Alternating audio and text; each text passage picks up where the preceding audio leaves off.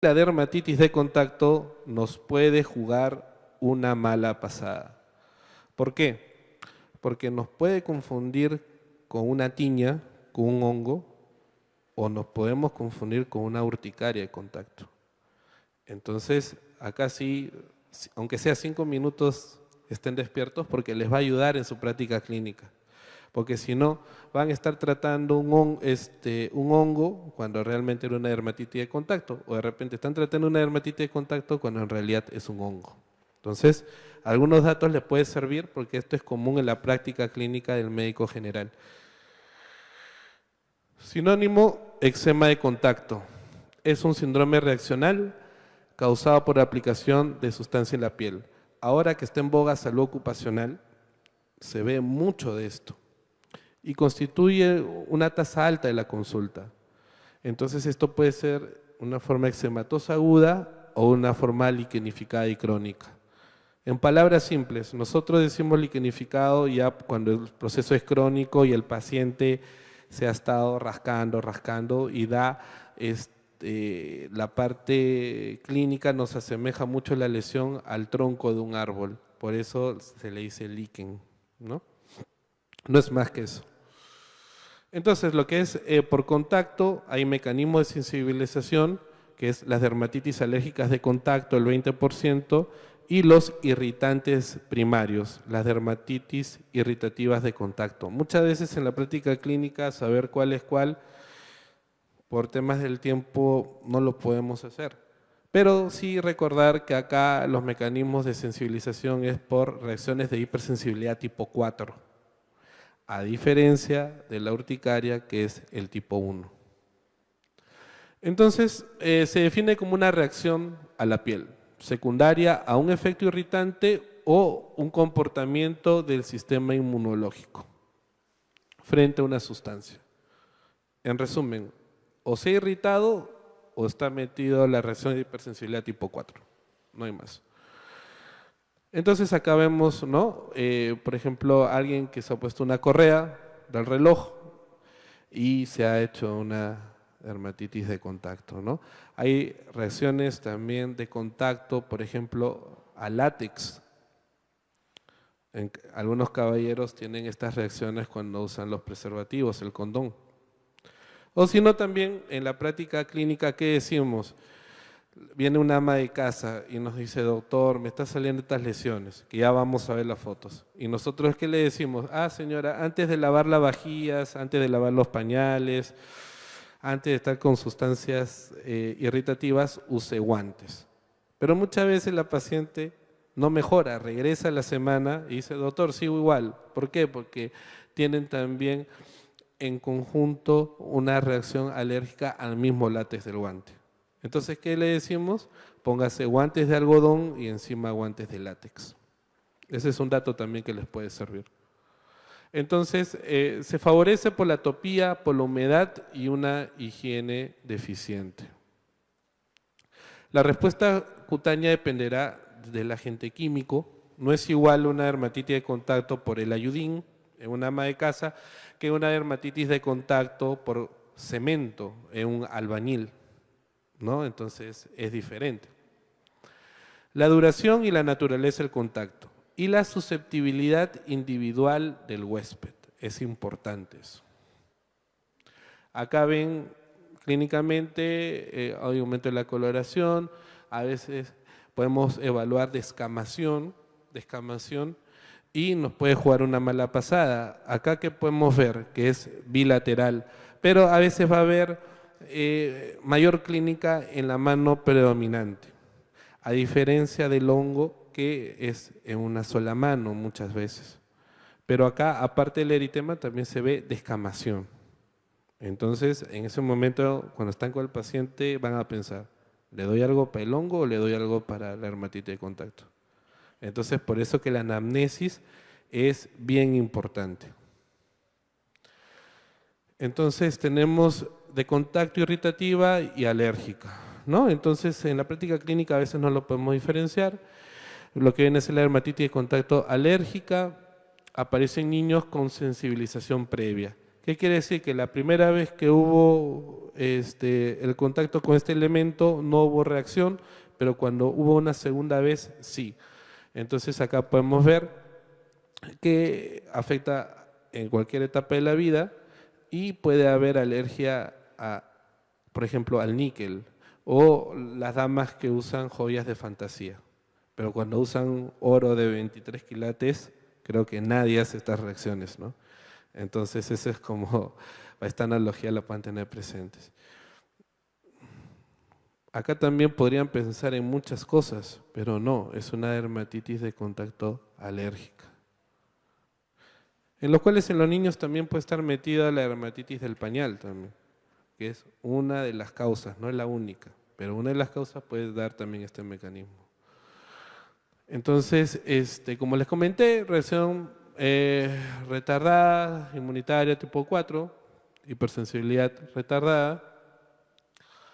Entonces, el paciente entra en contacto por primera vez, una fase de inducción de en promedio 4 o 5 días y luego que finaliza la etapa de sensibilización nos va a dar estas lesiones el paciente. Acá tiene que haber el alergeno que penetra la epidermis, se une a una proteína cutánea y forma un antígeno completo. Acá tiene que ver, ya no estamos hablando de mastocitos, acá estamos hablando ya de otras células, de las células T y de las células de Langerhans, ¿no? Que son células presentadoras de antígeno. Es por eso que en un primer contacto no va a haber este efecto, este cuadro clínico, pero ya una segunda vez sí. ¿Por qué? Porque aprende las células de Langerhans de este elemento de contacto y en una segunda o tercera exposición por diversos mediadores va a presentarlo a las células T y va a desencadenar todo este proceso. Entonces la fase de provocación puede durar de 12 a 48 horas, ya las células T ya están sensibilizadas, actúan numerosas citoquinas y factores quimiotácticos y nos da lo que es el eczema. Ahora, esta sensibilización puede persistir de por vida.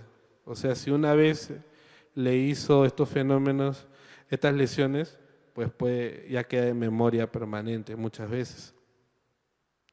Entonces, el alergeno puede ser de naturaleza físico-química, hay que ver el índice de sensibilización, la dosis, la ruta de exposición, el vehículo, todos estos son factores que influyen en el cuadro clínico.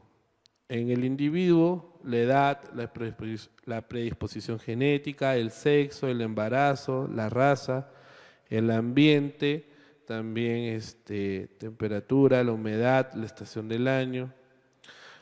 Entonces, lo que es la fase aferente, actúan todos estos mediadores que ya conversamos. En la fase eferente, ya las células de Langerhans le transmiten a los linfocitos T, ¿no? Y luego tienen que ver los leucotrenos, hay expansión por los ICAMs y los antígenos de histocompatibilidad tipo 1, tipo 2, ¿no? Y es parte del cuadro clínico. Dentro de las características tenemos las lesiones pueden ser vesículas, se pueden formar placas descamativas. Cuando veamos nosotros lesiones liquenificadas, siempre pensar en un proceso crónico. Entonces, el tratamiento lo que viene a hacer es identificación de los alérgenos, corticoides tópicos y corticoides sistémicos. Tenemos acá dermatitis de contacto fotoalérgica, por ejemplo, cuando tenemos por exposición a las radiaciones ultravioletas. Acá ya la dermatitis de contacto irritativa, ¿no? Por eso, este ya es un efecto citotóxico directo de un agente físico o químico. Acá ya no entran a actuar los linfocitos T ni las células de Langerhans, sino es directo. El elemento físico o químico directo a la piel. Entonces constituye el 80% de la dermatitis ocupacionales, ¿no? Y la forma de presentación es muy variada.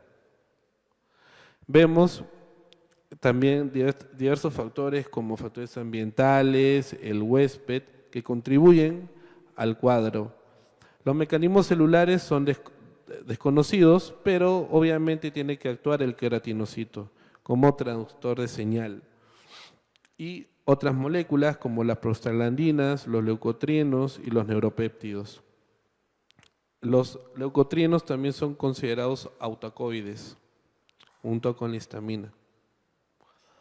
Diversos mecanismos asociados: desnaturalización de las queratinas epidérmicas, alteración de la permeabilidad de la barrera, daño a las membranas celulares y efectos citotóxicos directos. Muchas veces, esto es lo que viene a ser alteración de la permeabilidad de la barrera o daño a las membranas, es por un mal jabón. Porque ¿qué pasa? Aparte que el albañil estuvo en contacto directo con el cemento o la madre de familia con el ayudín o el detergente, aparte de eso, la señora o el albañil se lava con Protex, con Neco, con asepsia, carbólico, hiel de vaca, Moncler, Bolívar, heno de Pravia. Esos jabones no son aptos para el consumo humano ni para las mascotas. ¿Por qué? Dañan esto, la permeabilidad, las defensas, arrasan con la flora normal que tenemos en la piel y van a contribuir a dermatitis de contacto y a la vez van a hacer que la piel se seque. Y tenemos una ley en dermatología, que la piel seca pica. Entonces, aprovechando esta diapositiva, les quería comentar también el tema de los jabones, que es muy importante. Reacciones agudas por un daño citotóxico directo a los queratinocitos. Los disolventes. Acá en la fase aguda hay una penetración a través de la barrera de permeabilidad, hay daño leve a los queratinocitos y estos mediadores, interferones y moléculas de adhesión como los ICAM1. En la fase crónica ya vemos que el estrato córneo está alterado. Una de las funciones del queratinocito es producir ceramidas, que son como unos tipos de elementos grasos, que nos va a dar función de barrera en el estrato córneo, en la parte más superficial de la piel, y está alterado. Entonces, esa alteración está dado en la fase crónica. Daño en los lípidos del estrato córneo. Y hay estudios que ya dicen que en pacientes que usan estos jabones que les he dicho, tienen mayor predisposición a estas lesiones. Hay una pérdida de cohesión de los corneocitos y de descamación, hay un aumento de la pérdida de agua transepidérmica y hay un recambio epidérmico y eso ya comienza a llamarse eczema crónico. Entonces, miren estas lesiones. ¿Y qué pasa si por ahí esta lesión, los bordes se elevan y por ahí comienza a descamar? Van a confundirse con un hongo, muchas veces sucede eso. El paciente viene, doctor, me han echado clotrimazol, voy con clotrimazol un mes y sigo igual. Entonces, el espectro clínico y la anamnesis es muy importante cuando evaluemos estos pacientes. Los agentes irritantes, detergentes, ácidos, álcalis, aceites, disolventes, orgánicos, agentes reductores, ¿no? Y miren, dermatitis de contacto, descamación, ¿no? Las características es el ardor, pero también puede haber pigmentación postinflamatoria y úlceras de difícil curación. Pero también cuando tengamos estos pacientes, también pensar en algunos otros diagnósticos diferenciales. Dentro de ellos son los trastornos de queratinización, que muchas veces puede coger las zonas sacrales y distales. El tratamiento, evitar los contactos con los agentes causales, limpiadores suaves, y esto ya es un tema en salud ocupacional. ¿Por qué? Porque el trabajador está en su derecho a exigir al empleador que le dé un jabón de calidad. Ahora ya sabemos que el protector solar es un elemento de protección, así como los guantes, como el casco y las botas. Igual, Es importante también ello. También hay una discusión en todo lo que es el ámbito de cirugía. Ya se está diciendo que no es necesario estar con la escobilla rascándose las manos antes de operar, simplemente con un buen jabón y con contacto directo con las manos es más que suficiente para tener todos los mecanismos de asepsia antisepsia. Esta es una discusión que ya lleva tiempo los infectólogos con los cirujanos. Pero al final los dermatólogos somos los que tratamos las manos de los cirujanos. Así que cuando se les seca la mano, está con picazón, prurito, nosotros los tratamos. Entonces, diversos esquemas de tratamiento hay. Al final se puede resumir en corticoides tópicos. La potencia es según la ubicación de la lesión en el organismo. Tenemos dermatitis de contacto fototóxica por el sol y eso ya lo habíamos conversado. Traté de esta segunda parte hacer lo más resumido posible. No sé si tienen alguna pregunta. Encantado. Gracias.